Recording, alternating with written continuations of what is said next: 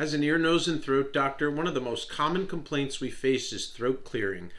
And this can be a pretty difficult diagnosis because we really have to be able to carefully assess both the posterior nose and the throat and really try to determine what the cause of the throat clearing is. Throat clearing can be very annoying both to the patient and to those around them. So an accurate diagnosis really requires a specialist who can really look at these areas and determine what the cause may be and what appropriate treatments would be.